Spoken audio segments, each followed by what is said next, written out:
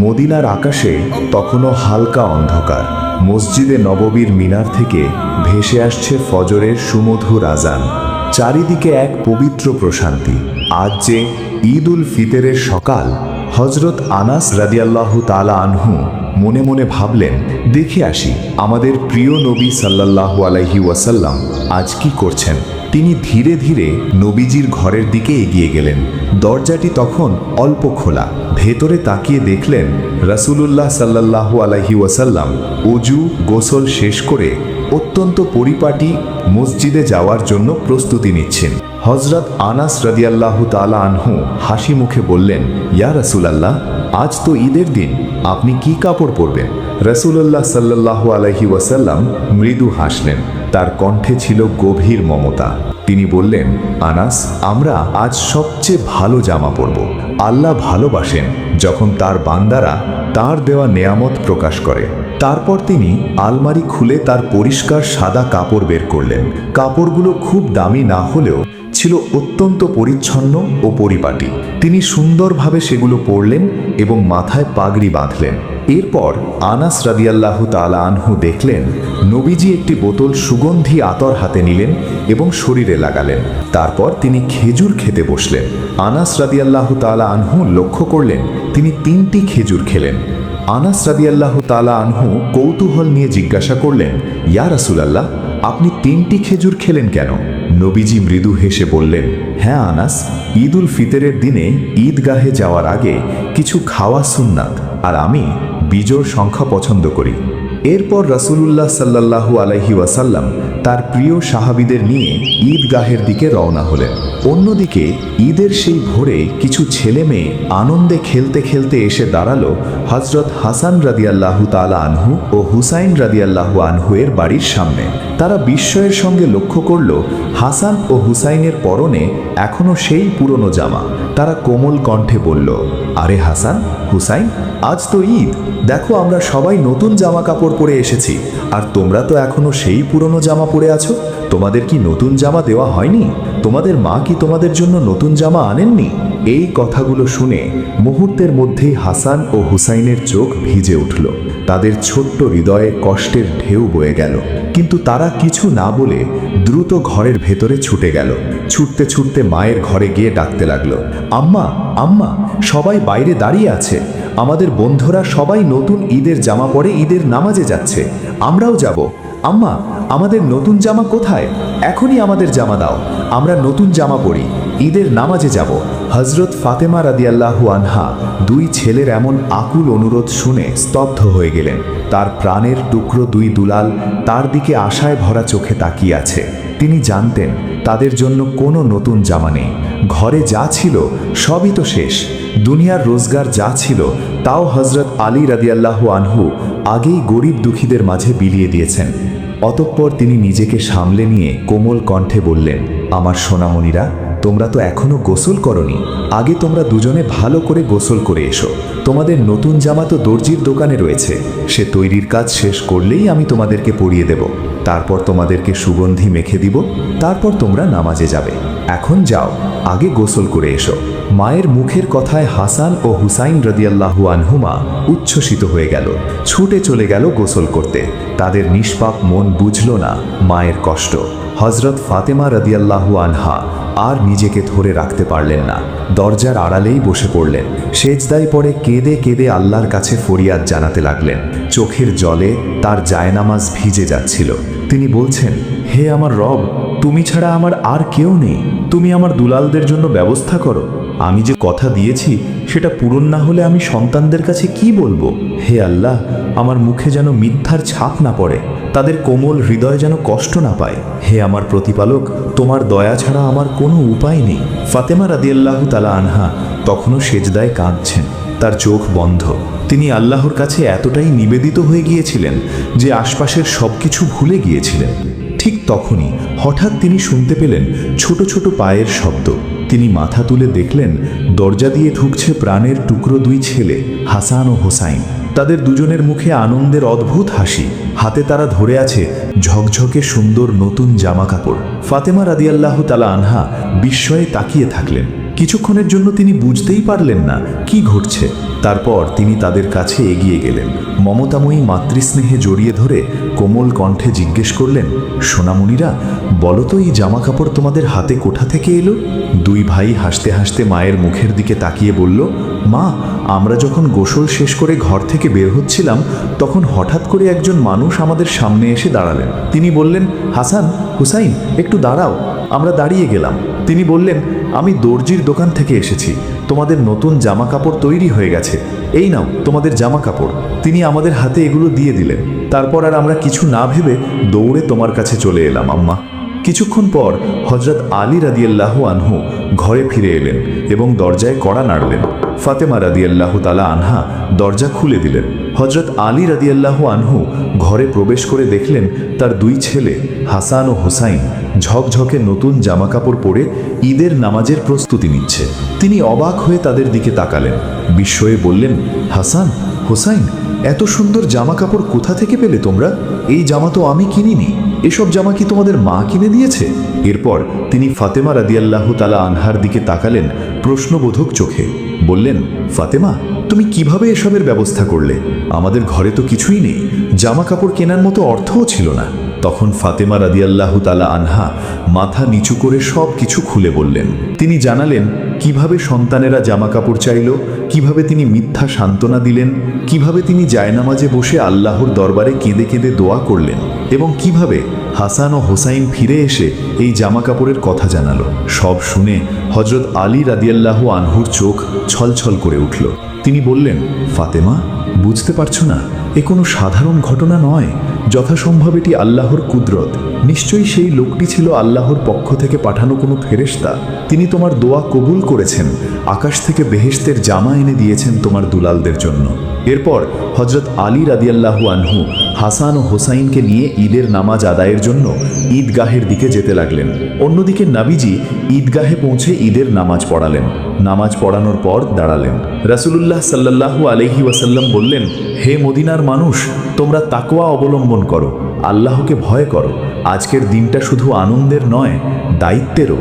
তিনি থেমে গিয়ে চারদিকে তাকালেন, সবাই মনোযোগী। তারপর বললেন, সাদাকাতুল ফিতর দাও, এটা গরিবদের খাবারের ব্যবস্থা। আল্লাহর কসম, যার ঘরে সামর্থ্য আছে অথচ সে দেয় না, সে আমার উম্মতের অন্তর্ভুক্ত নয়। অতঃপর নামাজ শেষে সবাই মিলে নবীজিকে ঘিরে ধরল, কেউ সালাম দিচ্ছে, কেউ কোলাকুলি করল। রাসূলুল্লাহ সাল্লাল্লাহু আলাইহি ওয়াসাল্লাম সবার সঙ্গে হাসি মুখে কথা বললেন। একজন সাহাবা জিজ্ঞেস করলেন, ইয়া রাসূলুল্লাহ, আজ আপনি যে রাস্তা ধরে আসলেন ফিরবেন কি একই পথে? নবীজি মাথা নাড়লেন, বললেন, না, আমি তা করব না। আমি অন্য রাস্তা দিয়ে ফিরব, যাতে আরও বেশি মানুষের সাথে সাক্ষাৎ হয়, আর রাস্তা দুটিও সাক্ষী হয় আমাদের ঈদের নামাজের। ঈদের সেই দিন মদিনায় অন্যরকম আনন্দ। রাসূলুল্লাহ সাল্লাল্লাহু আলাইহি ওয়াসাল্লামের নির্দেশে সবাই একে অন্যের খোঁজ নিচ্ছে, একে অন্যকে সালাম দিচ্ছেন। কিন্তু এমন আনন্দঘন পরিবেশে একজনের চোখে অশ্রু। তিনি আর কেউ নন, ইসলামের দ্বিতীয় খলিফা, আল্লাহর ভয় ও আশঙ্কায় কাঁপা এক মনীষী হযরত ওমর ইবনুল খাত্তাব রাদিয়াল্লাহু তাআলা আনহু। তিনি এক কোণে বসে আছেন, তার মুখটা শান্ত কিন্তু চোখে টলটল অশ্রু, এমনকি সেই অশ্রু গড়িয়ে দাঁড়িতে পড়ে যাচ্ছে। কেউ কেউ দেখলেন তিনি নিজের হাত দুটো তুলে দোয়া করছেন, তার ঠোঁট কাঁপছে, যেন কিছু বলছেন কিন্তু ধরা যাচ্ছে না। কিছু সাহাবী এগিয়ে গেলেন, তারা বললেন, ইয়া আমিরুল মুমিনিন, আপনি কাঁদছেন এই ঈদের আনন্দের দিনে? এই দিন তো খুশির দিন, আমরা তো আনন্দ করছি, আল্লাহর শুকরিয়া আদায় করছি, আর আপনি একা একা কান্না করছেন। হযরত ওমর রাদিয়াল্লাহু তাআলা আনহু ধীরে ধীরে চোখ মুছলেন, তারপর গভীর দৃষ্টিতে সাহাবীদের দিকে তাকিয়ে বললেন, হ্যাঁ, এই দিন আনন্দের। যারা জানে যে তাদের গুনাহ মাফ হয়েছে, তওবা কবুল হয়েছে, তারা আল্লাহর রহমত পেয়ে আনন্দ করছে, কিন্তু আমি জানি না আল্লাহ আমার আমল কবুল করেছেন কিনা। সাহাবীরা তখন নিশ্চুপ। হযরত ওমর রাদিয়াল্লাহু তাআলা আনহু আবারও বললেন, আমি রাসূলুল্লাহ সাল্লাল্লাহু আলাইহি ওয়াসাল্লামকে বলতে শুনেছি, ধ্বংস হোক সেই ব্যক্তি যে রমজান পেল কিন্তু নিজের গুনাহ মাফ করিয়ে নিতে পারল না। হযরত ওমর রাদিয়াল্লাহু তাআলা আনহু দীর্ঘ নিঃশ্বাস ফেললেন, তার কণ্ঠ কাঁপছিল। তিনি বললেন, রমজান মাস গেল, আমরা রোজা রেখেছি, তারাবি পড়েছি, কুরআন তিলাওয়াত করেছি, কিন্তু জানি না আমার এই সব আমল আল্লাহ কবুল করেছেন কিনা। আমি জানি না আমার গুনাহ মাফ হয়েছে কিনা। যদি আমার গুনাহ মাফ না হয় তবে কিভাবে আনন্দ করব? কিভাবে ঈদের নতুন কাপড় পরব? কিভাবে কোলাকুলি করব যখন জানি না আল্লাহ আমার জন্য কি নির্ধারণ করেছেন? সাহাবীরা তখন নিস্তব্ধ হয়ে গেলেন। সবাই মাথা নিচু করলেন। তারা বললেন, সত্যি তো, আমরা জানি না রমজানে আমাদের আমল কবুল হলো কিনা। আমরা না জেনেই ঈদের আনন্দে মেতে আছি। হযরত ওমর রাদিয়াল্লাহু তাআলা আনহু দুহাত তুলে আবারও বললেন, হে আল্লাহ, তুমি আমাদের মাফ করে দাও, আমাদের আমল কবুল করে নাও। আমাদের সেই মানুষের দলে রেখো না যারা রমজান পেল কিন্তু নিজেদের গুনাহ মাফ করিয়ে নিতে ব্যর্থ হলো।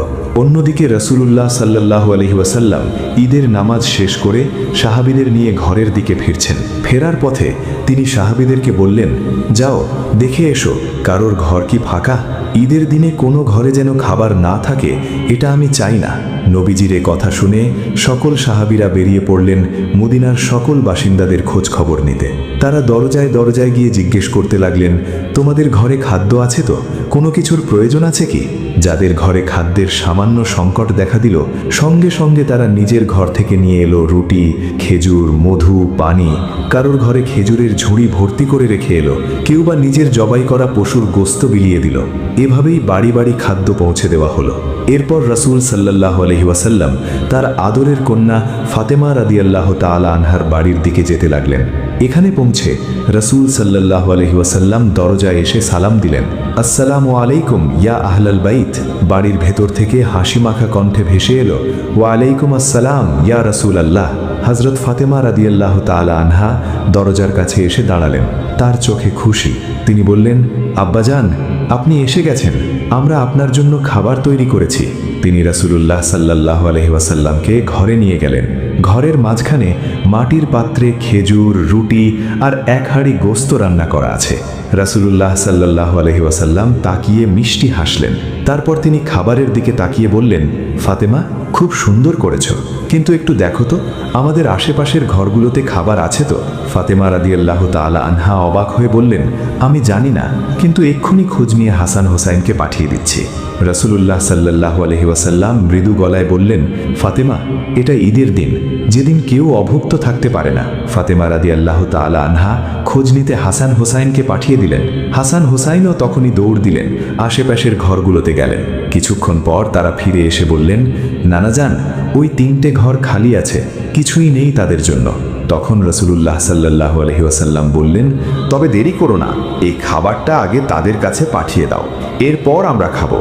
এই কথা শুনে হযরত হাসান ও হোসাইন রাদিয়াল্লাহু সেই বাড়িগুলোতে খাদ্য পৌঁছে দিয়ে এলেন।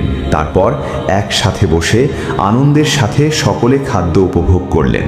অতপর ঈদের নামাজ, খুতবা আর মদিনাবাসীর সঙ্গে আনন্দ ভাগ করে নিয়ে রাসূলুল্লাহ সাল্লাল্লাহু আলাইহি ওয়াসাল্লাম তার ঘরে ফিরলেন। ঘরের দরজায় এসে তিনি হযরত আয়েশা রাদিয়াল্লাহু তাআলা আনহাকে দেখতে পেলেন। তিনি তখন ঘরের ভেতরে কিছু কাজ করছিলেন। রাসূলুল্লাহ সাল্লাল্লাহু আলাইহি ওয়াসাল্লাম ঘরে প্রবেশ করতেই আয়েশা রাদিয়াল্লাহু তাআলা আনহার মুখ উজ্জ্বল হয়ে উঠল।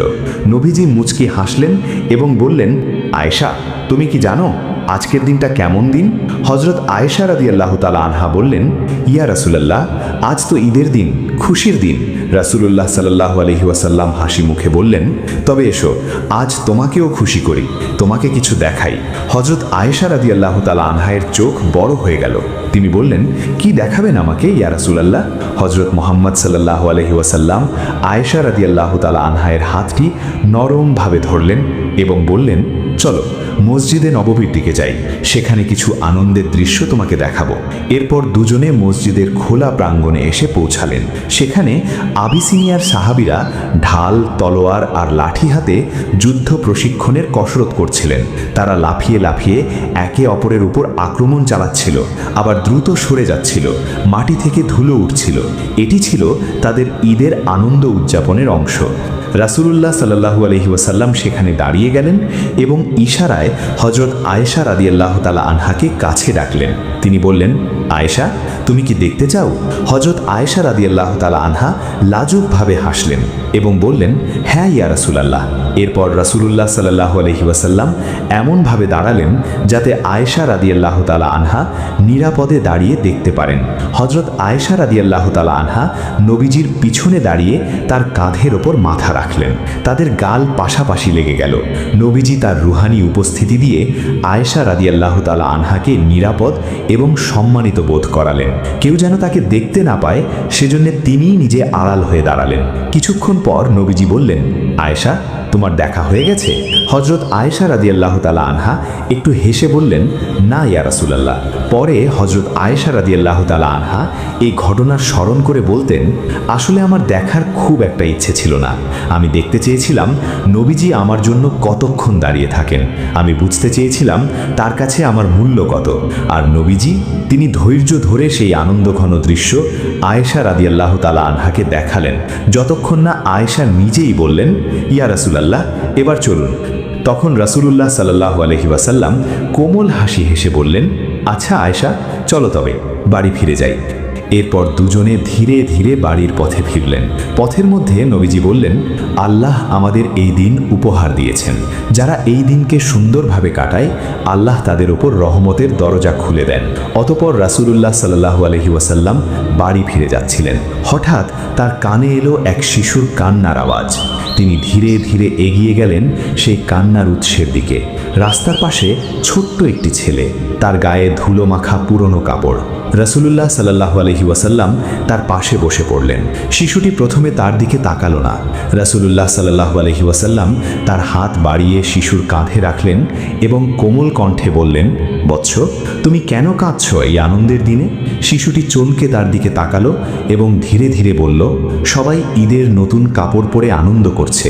তাদের মা বাবা আছে, তাদের বাড়ি আছে, কিন্তু আমার মা বাবা কেউ নেই।